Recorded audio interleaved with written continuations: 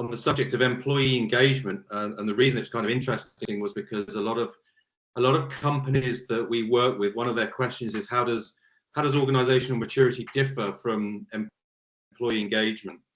So sometimes we go to sort of some lengths to explain it. The LinkedIn post was from an academic called Rob Breener, who's probably done more research on employee engagement than anybody else around the world. And his conclusion, amongst other things, is that employee engagement only measures one factor within the whole sort of human value system, and even the general measurement of it is quite weak. So the links between employee engagement and an organization's performance are not particularly well evident. So the upshot really is, and what he was saying, and what we tend to say, sometimes often politely, is that employee engagement is often not a great thing to measure. And in fact, many organizations are wasting a lot of time measuring something they think is quite big and powerful, particularly because the firms that provide engagement services make pretty bold claims around it. But the reality is that they're measuring something which is never really designed to capture how people create value in an organizational context. Engagement actually started off as a branding exercise. It was all about employer branding rather than really understanding how people drive value. So we have those conversations. And so, what maturity does is it actually does measure engagement as part of a much bigger whole value system. And that's kind of where we started. So I thought that was quite interesting and actually quite useful that quite a prominent UK-based academic was setting out a lot of evidence that he's found, which really says that many organizations are frankly wasting a lot of time, energy, and money on something that they think is probably measuring, something they think is probably measuring something useful and important when in reality it probably isn't. So I thought that was an interesting start for the day. From my perspective, I've always seen the employee engagement as a symptom. It's not, and companies measure this to try and fix the system, but you can't just measure the temperature of a person. If you're a doctor and if the temperature is high, you put him in a bath of cold water. Yes, you can, but the fever is coming from a virus. You should be giving him something else. And that's where the instruments, in those that I worked for a corporate, and every single year we did the same engagement, and the numbers never shifted really that much. And the one question that always annoyed me is if you ask unionized guys, are you happy with your pay? And they say no, but there's absolutely nothing to shift the pay rate because they're union members. Yeah. And the instrument is trying to figure out, is there pay parity? And obviously there is. Everyone gets exactly the same if you're unionized. Yeah. It's interesting as you're talking there. I was at a conference a couple of years ago, and I presented alongside a guy from one of the big pharma companies, actually Novartis, who'd done a huge amount of work around learning and development.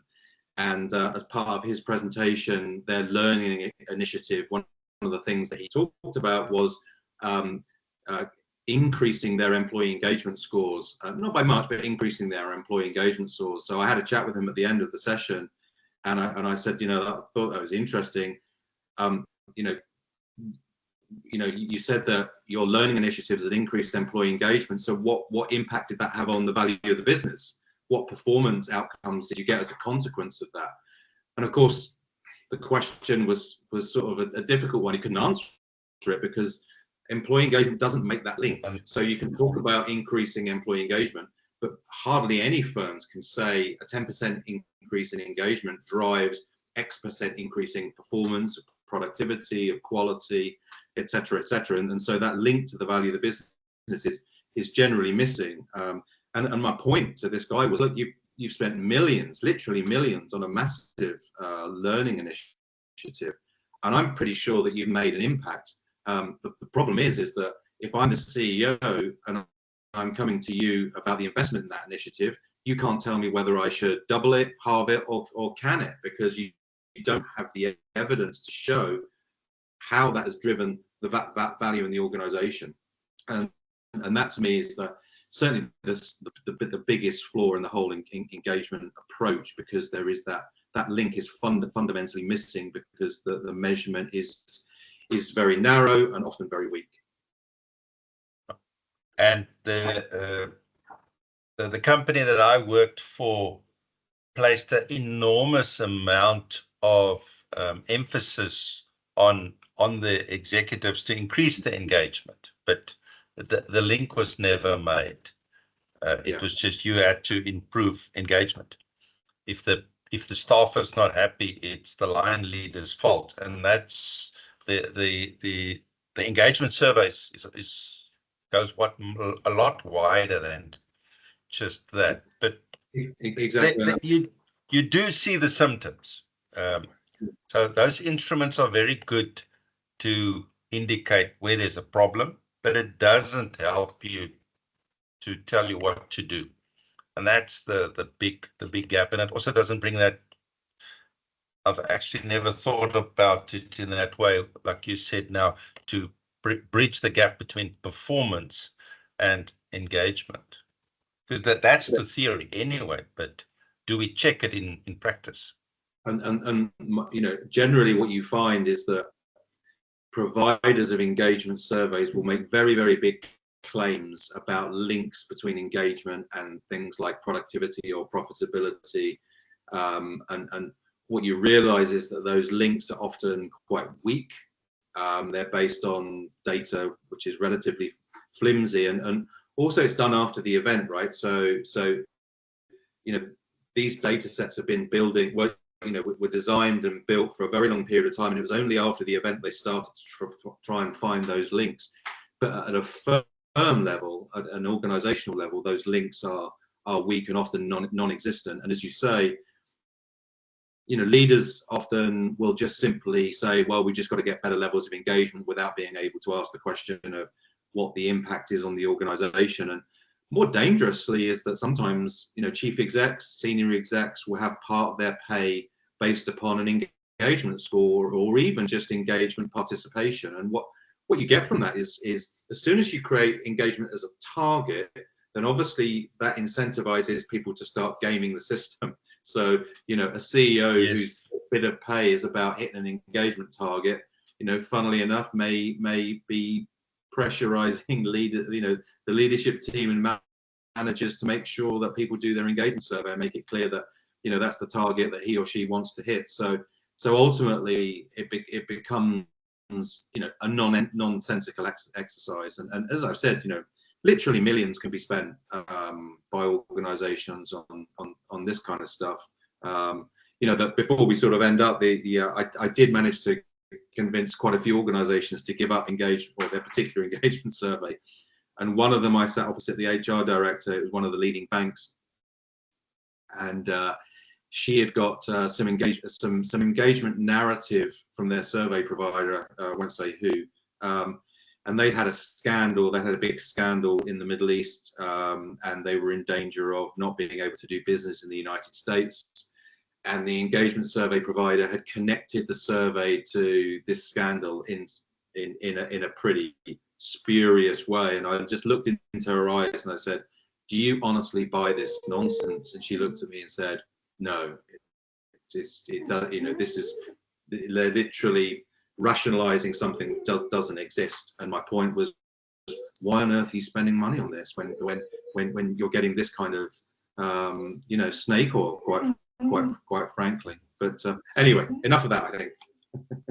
I just want to tell you one thing before we move on.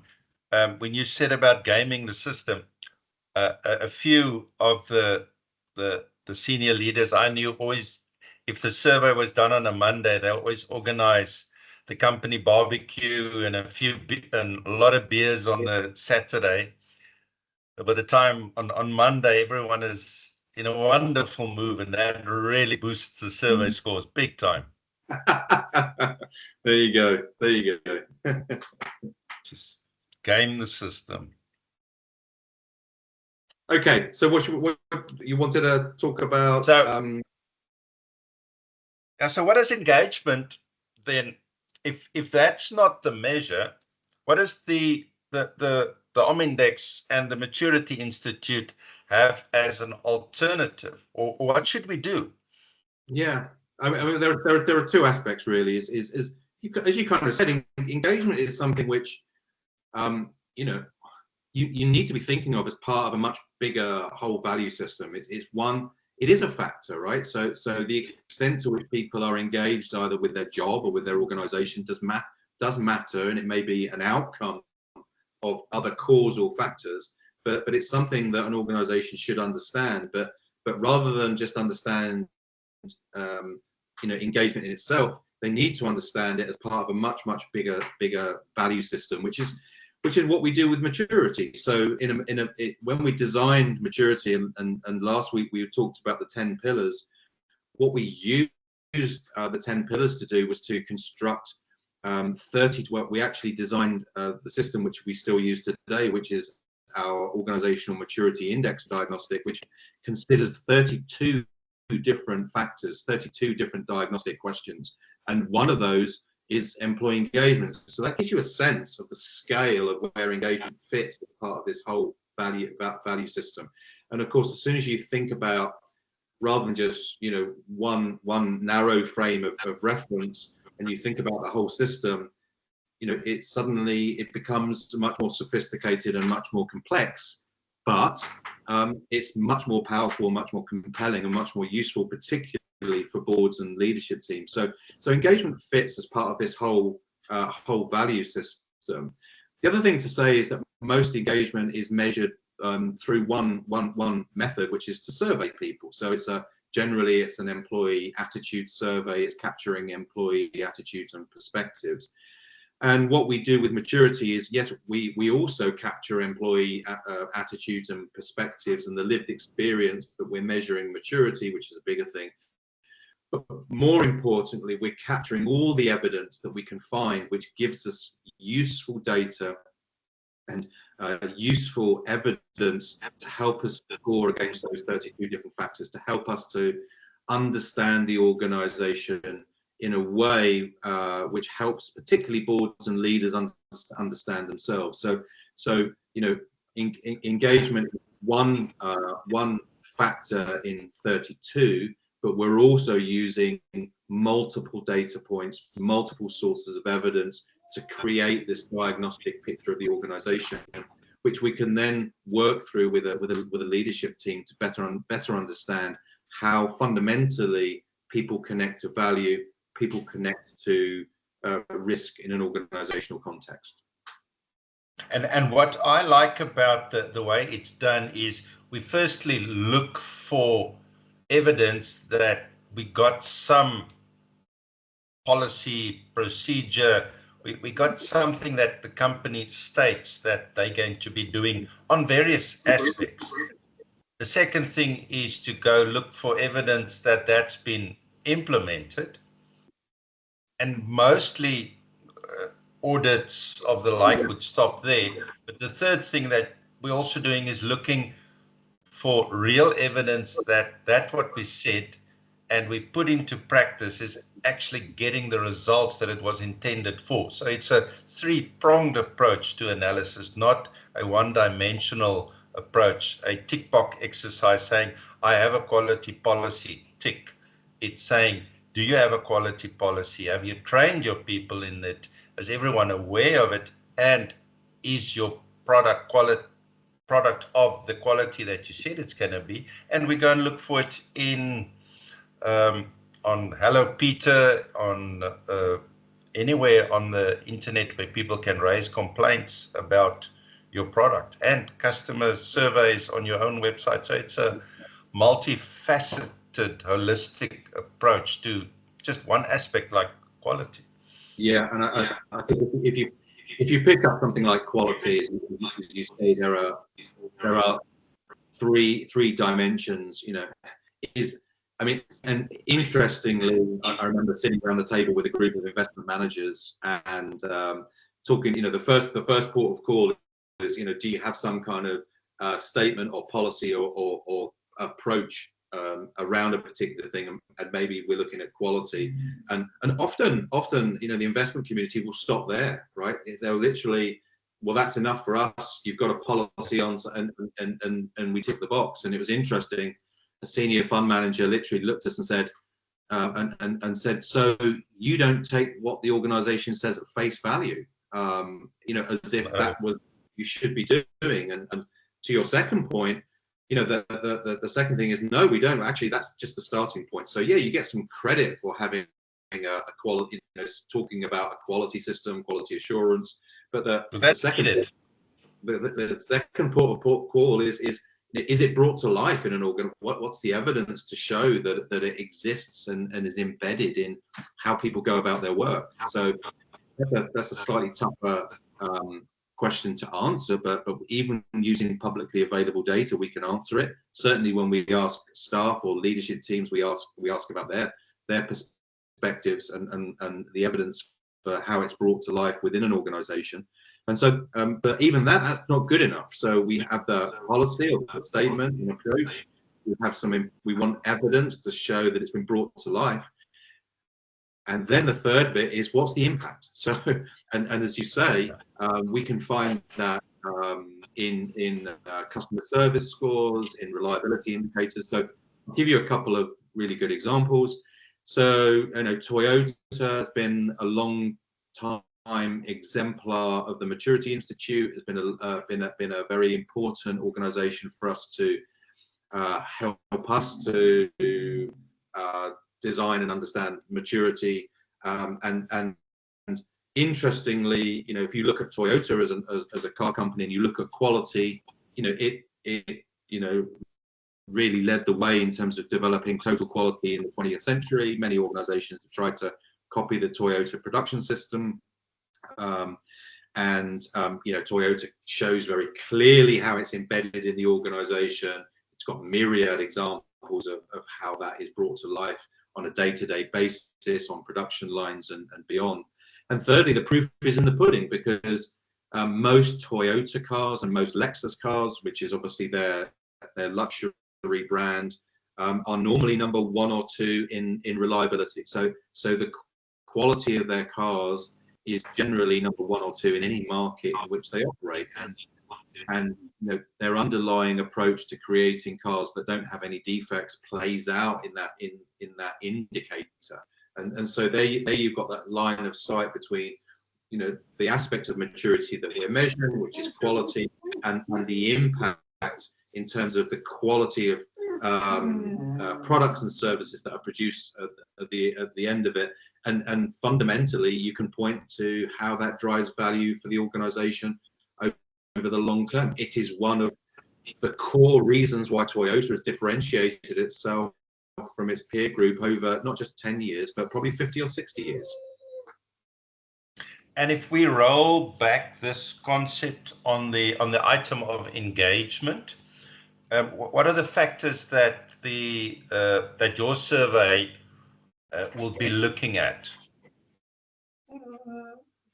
Yeah, I mean, you know, when we're looking at quality, I mean, and the relationship with engagement, what we're tending to, when we talk about engagement in a maturity context, we actually measure work engagement. So we're looking at that aspect of engagement, of an individual's engagement with their job and their tasks, and the nature of engagement at an organization like Toyota or other organizations is that level of engagement is fundamentally on a different level, and we want to capture that aspect of engagement with their work rather than engagement in a much wider context. So coming back to your question, we would expect as part of a quality system is that, you know, an individual's engagement with work is high. We've got there's high levels of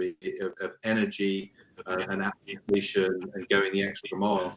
But actually, we want to look at it in a wider context. So quality in a mature organization means that everybody, even the cleaner of a plant, the cleaner of a hospital ward, the arena of a football stadium brings something to the quality system. It's not just doing their job, they play a role in that much bigger system of ensuring that the organization produces the highest quality products or services as they possibly can. Does that help?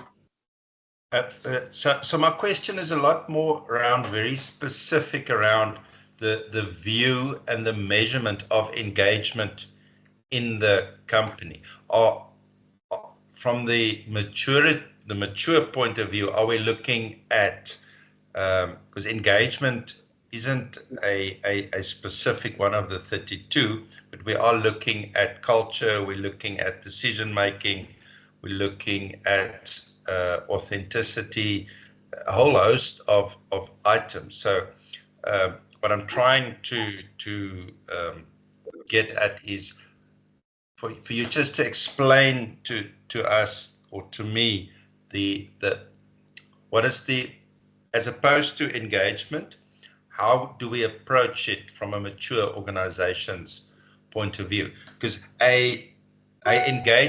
we can engage an employee to a high degree with a leather whip and a firearm pointed at him, but that's not what we're trying to do, because that's not sustainable, and that creates that term that we call malicious compliance. So you don't, there is something more than what we're trying to get at.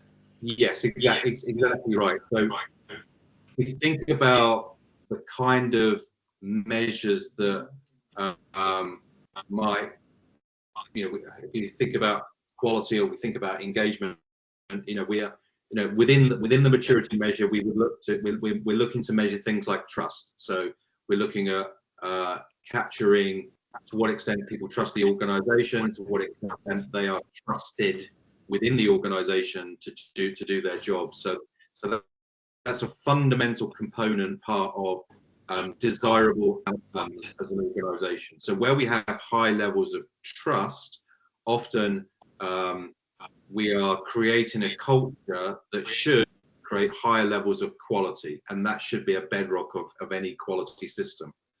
As you said, we're also looking at the way an organization makes decisions. So does everybody matter, or can everybody be involved as long as they can add value to a decision? Are they involved in the decision-making process? In mature organizations, and I'll give you a couple of examples. We talked about Toyota and a Japanese notion called nemawashi, which is really about root and branch and making decisions by involving everybody that can add value to a decision-making process. I had a meeting with a group of investment bankers, and it was interesting because we were talking about Goldman Sachs, and I was talking about how Goldman Sachs differentiate themselves and if they differentiate themselves from their peers. And pretty much everybody around the table said that they did, and I asked them why.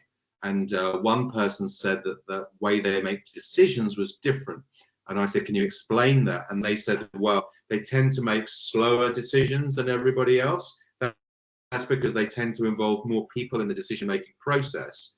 But because they historically have brought more people to the decision-making process who can add value to the end decision, they tend to make better calls. They tend to make the right decision rather than the wrong decision. And obviously, in a financial services context, when you're making bets, making investments, making those calls is really, really critical. But it was interesting how an investment bank like Goldman Sachs appeared to be making decisions in a similar way to how Toyota were making decisions. And actually, when you look at mature companies more broadly, the way the mature companies make decisions is that everybody matters fundamentally to learning. And that in itself means that you naturally tend to collaborate, you naturally tend to be more cooperative, you naturally tend to work as a team to make sure that you make the best possible decision, you create the best possible outcome.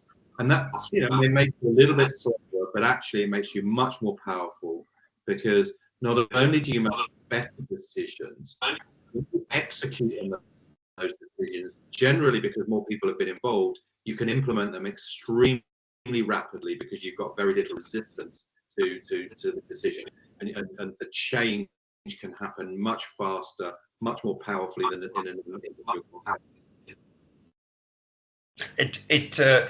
It sounds very easy to involve everybody, have a town hall and get everybody to, but I think that's what makes it so, I don't want to say difficult, but what makes it so special when a company does gain maturity, because it's not an overnight thing. You have to work at it. You have to believe that everybody's voice matters. It's not a pretend town hall every 3 months and get everybody to brainstorm and then throw the notes away.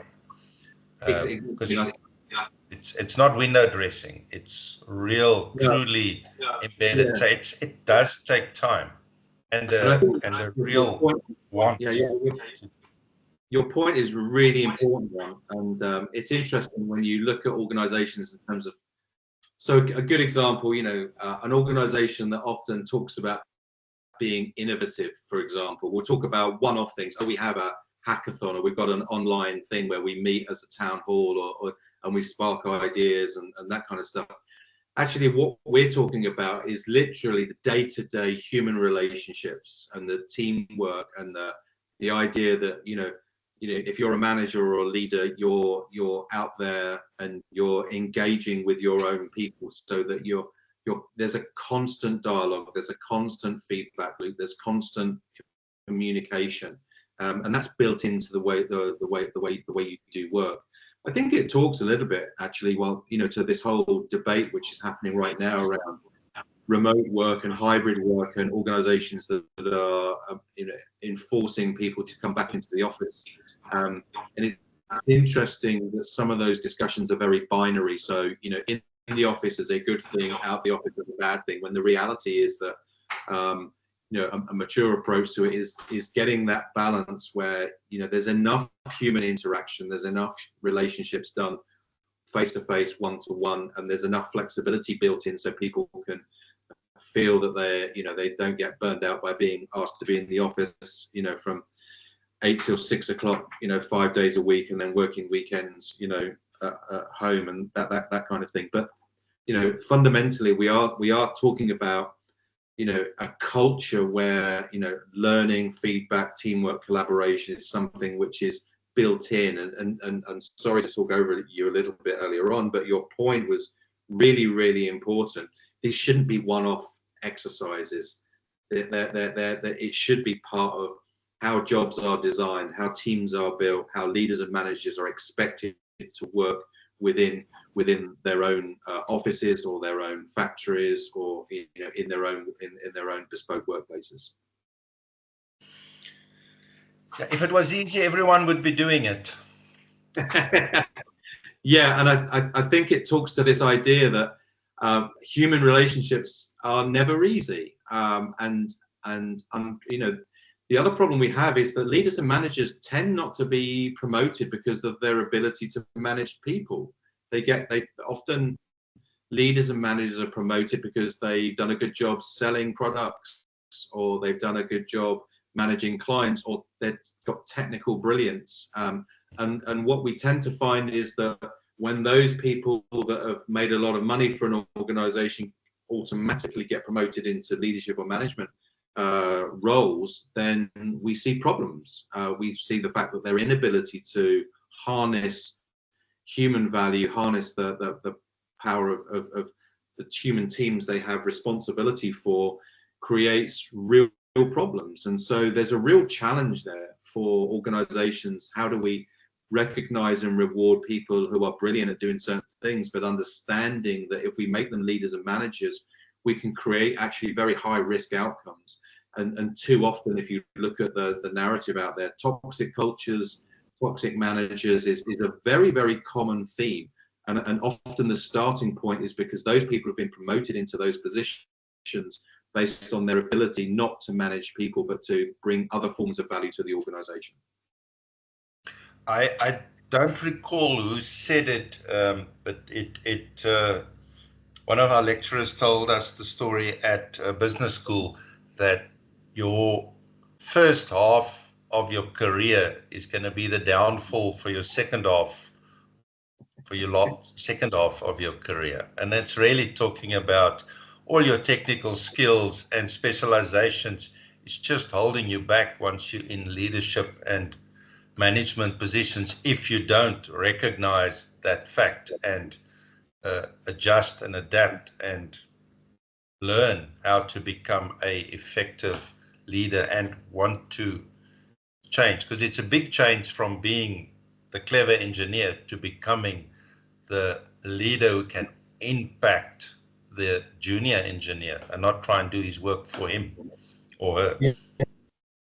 And I think it's, I mean, I think where you see it very visibly, and apologies for those who don't like sporting analogies, but how many brilliant football players, how many brilliant rugby players are not good coaches. They're not good managers. They're not good coaches. They fail when they make that step up. There's an automatic sense that if you're a brilliant soccer player, football player, that somehow if you choose to go into management, you're going to succeed. And the reality is more often than not is that they don't. I mean, there are rare examples, Pep Guardiola being one of them, but and Slot being another. But in the main, if you look at the bulk of managers, very often they haven't achieved at the very highest level as players. They've been much better coaches and managers than they were as players. And if we take one thing from the sporting world and look at organizations, it's understanding that your best players, your best performers are not necessarily going to be your best managers. And actually, how do you manage that person to retain and harness their talent and give them a sense of status and recognition in the organization, but you avoid them from doing harm when it comes to managing teams, managing people.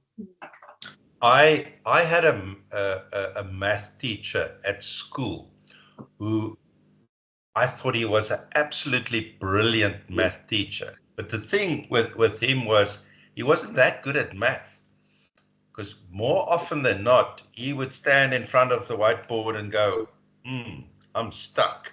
And then he said he'll go home tonight and go figure it out. But because he understood, because he was struggling with stuff, he understood that it's possible for me to struggle with stuff. A too brilliant math person like Sheldon Cooper on Big Bang Theory, he can't teach anybody because it's so obvious for him. And it's sort of that gap between having empathy for the team, that they're not that fast and quick and sharp the way you are, is to be able to have empathy and a bit of patience on their learning curve. So I think the whole concept of engagement is obviously very important. It's critical for organizations to understand. Can you give me an example of some exemplar firms that we spoke about? Toyota. Who else is living up to this notion of employee engagement and getting it right? Like you briefly touched on Saks. Yeah, I think. I mean, it's interesting. We'll say at the outset, it's highly mature organisations are quite rare. Fundamentally, because managing human organizations is incredibly difficult, and we live in a system where most leaders have been taught to manage organizations through a financial lens. So they naturally tend to default to P&L, balance sheets, budgets, and as a primary tool through which they manage an organization.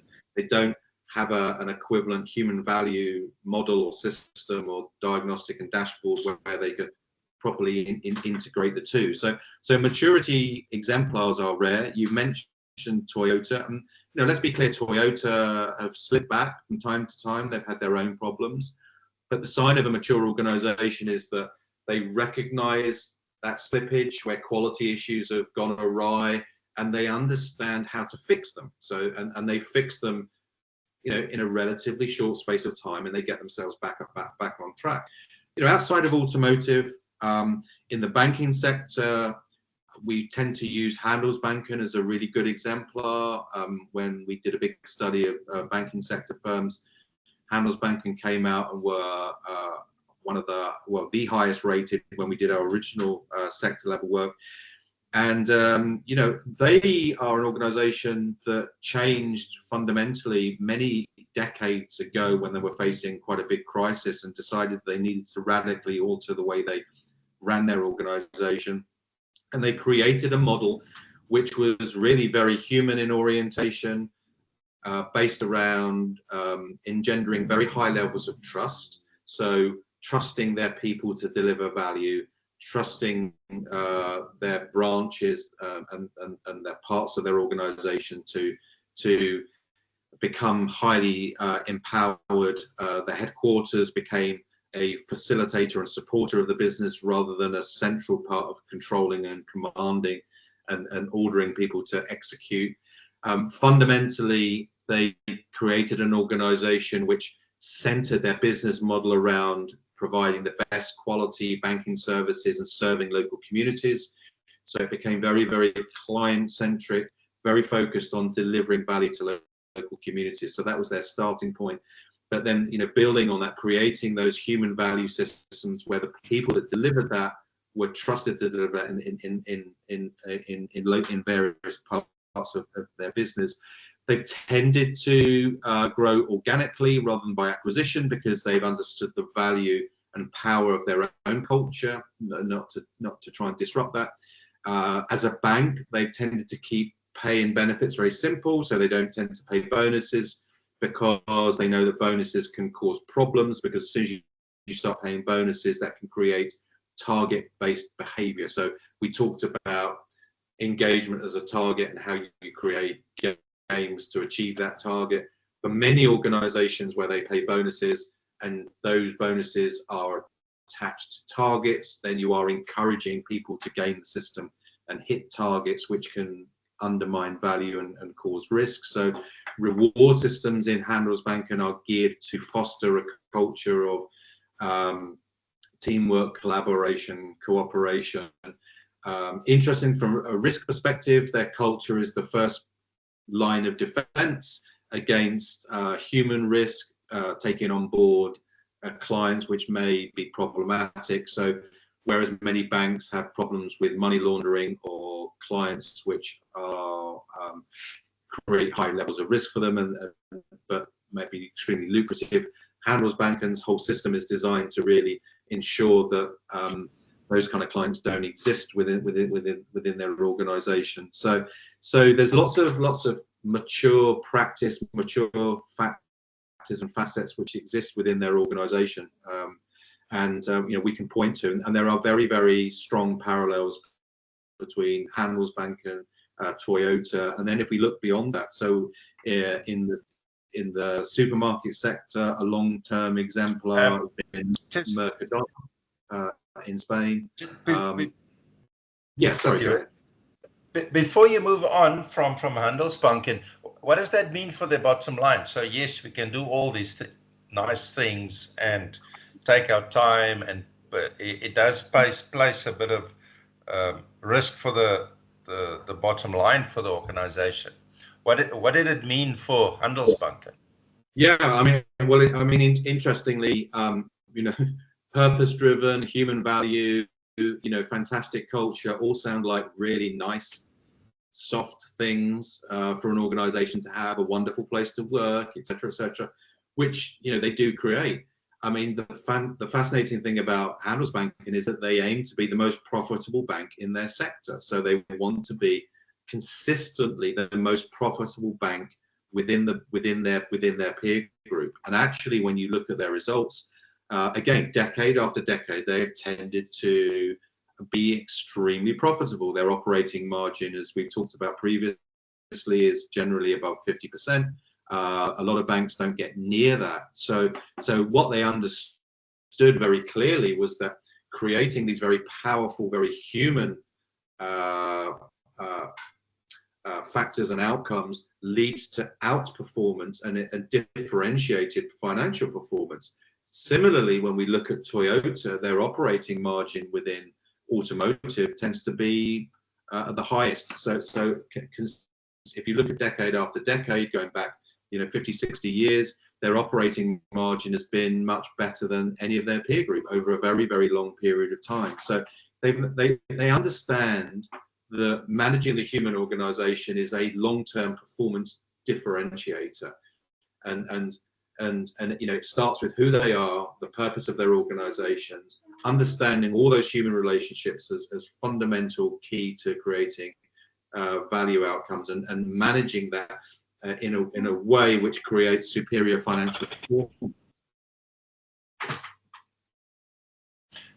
The leadership model that I apply in my work talks to exactly that, without and that's what drew me to the work of the Maturity Institute, was that we use an inversion of the task, the profit and loss. The targets are important, the profitability is important, but we use that as a metric of how well I'm supporting my team, how well I am looking after my team and empowering them. So we flip the script on it, using the job to create mature individuals. And maturity means someone who's independent, makes the right decisions, is not vindictive and petty or self-serving, and is looking out for the greater good. That's a mature individual. And because a mature organization consists of mature individuals. So the philosophy around the leadership model is that I apply is that we are striving, we're focusing on the individual, and we end up with a mature organization. The MI's approach is from the other side, looking and measuring at the same stuff. So there's an enormous amount of synergy between one-on-one leadership behavior and a massive mature organization. Yeah, and I think just to pick up on that point and really bring it to life, we worked with a private equity firm last year. And interestingly, they came to the Maturity Institute really through an HR lens, a human capital lens, saying how can we improve the performance of the organization through the human capital function, or the people function, or the HR function. And after working with that team, what they quickly realized was that what they needed to focus on was leadership. And so the firms in which they had invested, they needed to create more maturity at the leadership level. And if they did that, then they were creating an organization within which an HR team could flourish and actually add a lot more value. So really their focus was instead of focusing on narrow functional activities and expertise, what they really needed to do was to focus on leadership and create more maturity at leadership level, and that's been that's clearly what they've been doing since that time. And of course, if you think about private equity, again, this is not soft and nice to have. There's a fundamental objective, which is to create the most valuable organization they can. And private equity will tend to have a 5 or 6 year, 7 year time horizon, maybe slightly less, maybe slightly longer. But the reality is that they want to create the most value possible because they want to sell their businesses at the end, they want an exit. So they quickly realized that the most value that they could create in the firms within which they were investing was to create that maturity at leadership level. So before we close off, then let's discuss just briefly then the other firm that you spoke about is Mercadona, which is a retail firm, which is sort of at the opposite spectrum of banking. So one could assume then that maturity isn't just for banks. No, it's for every single organization on the planet. And whether you're a small retail organization or the largest, consumer goods multinational or tech firm, maturity matters.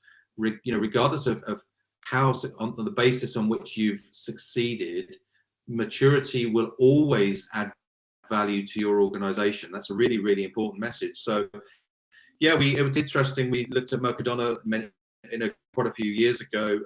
Those that haven't heard of it, they're a Spanish headquartered owned supermarket. They grew out of Spain a few years ago and went to Portugal.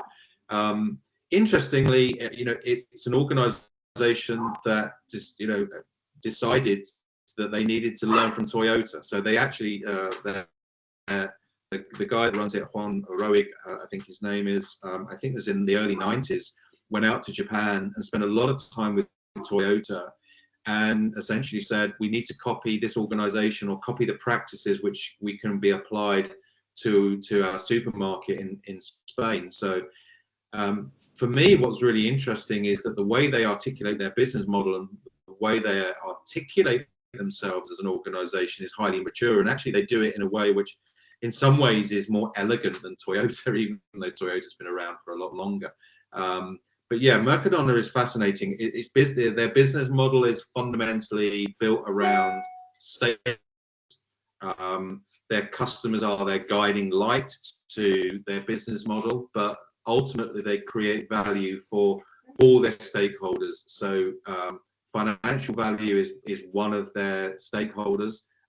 Their customers, their employees, their suppliers, and their local communities. So they have this sort of 5 capitals or 5 pillars of stakeholder value. They have a whole set of performance indicators that show how they're creating value for all their stakeholders. They see that model as a way they've got to manage the balance of that. So they can't make more money if it means they're detrimentally impacting their local communities, their customers, or their people. So the idea is that their model is mutually inclusive, win-win. And fundamentally, the way they create value is empowering and ensuring their organizations are the core driver of their success. Again, like Toyota, they're not perfect. They've come up against some issues from time to time. But the core way they run their business is built on what we recognize as maturity and being purpose-driven, coherent management systems, a very, very strong, healthy culture which delivers the best possible outcomes for the people that own the business, for their customers, for their people, and for wider stakeholders. So yeah, this again, soft, nice to have is not what they're about. Being very, very human focused it is, but understanding that drives outperformance for every stakeholder of their business. Yeah, we forget that the Earth is a people project. We do, and it's it's desperately depressing to see how easy it is for organizations. I mean, only last week, if you read the New York Times, there's a big article on Meta, or what was known as Facebook, and how they're reintroducing what was called rank and yank into their organization, which is getting rid of the worst performing people, being really aggressive about it.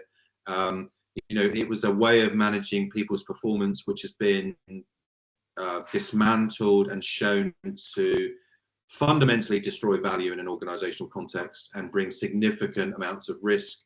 And here we have Mark Zuckerberg announcing it and almost being proud of announcing it and saying, this is what we're going, we're going to be hard-nosed about it. We're going to get rid of it. We're going to be a lot more aggressive around how we get rid of people, et cetera, et cetera. Now, that for me is dispiriting and disappointing, because anybody that cares to look at the evidence will tell you that strategy might give you a short-term uptick in profitability, but it will be generally short-lived. And we know what the evidence tells us around those kind of exercises is that they tend to create a lower performing organization. They tend to be red flags to to, you know, short, medium, particularly medium and long-term performance. And unfortunately, we see that more often than not. And that was goes to my earlier sort of just my flippant example of saying that they will have engaged employees, but it'll be with whips and with sticks, but it's not maintainable. At some point, people just get so fed up and say, just stop promising to fire me, just get on with it. Yeah, and you know, take me out of my misery. Yeah, and if you know, very simply, if you treat people like that and they have any kind of choice, they'll exercise their choice to disengage and walk. So then, to summarize, employee engagement is very important. Companies like Handelsbanken, Toyota, and Mercadona have highly engaged employees. But what makes them engaged is not a simple measurement in isolation. It's about looking at it as a holistic system. It's about looking at all the aspects, all 32 aspects that we measure in the maturity with the maturity lens. But it's a journey towards maturity. And profits is important. It's not a soft approach. It's looking at it from a different lens, but a lens that makes sense and makes sense to the people that embrace it. And the evidence is there that those who don't embrace it do suffer in the long term the consequences.